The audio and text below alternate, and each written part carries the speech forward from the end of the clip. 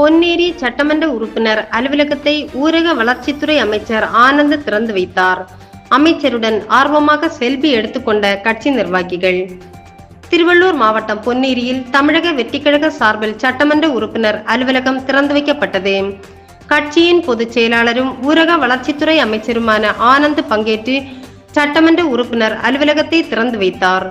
தொடர்ந்து கட்சி நிர்வாகிகளுக்கு அமைச்சர் ஆனந்த் சால்வை அணிவித்து வாழ்த்து தெரிவித்தார்.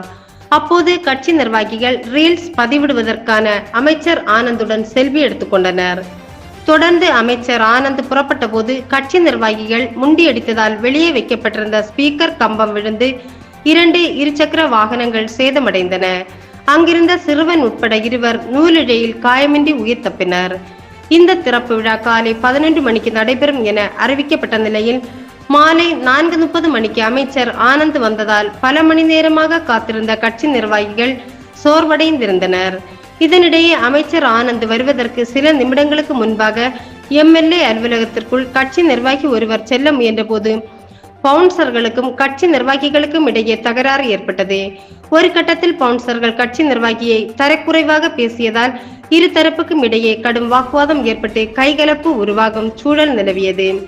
இதனையடுத்து வாக்குவாதத்தில் ஈடுபட்ட கட்சி நிர்வாகியை சக கட்சியினர் அங்கிருந்து சமாதானம் செய்து அனுப்பி வைத்தனர்.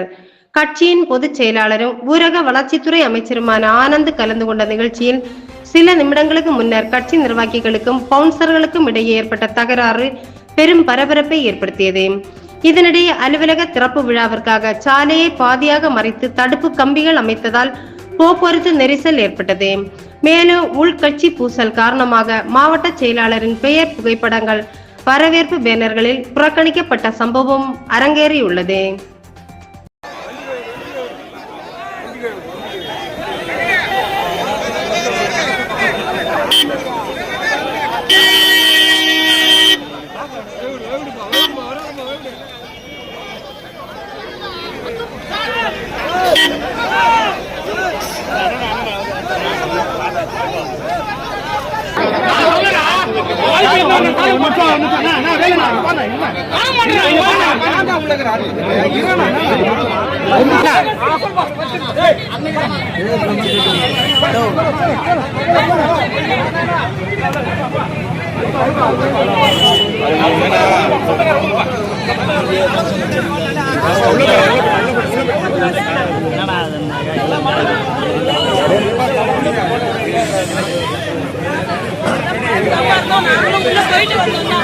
போயிட்டு வராதவங்க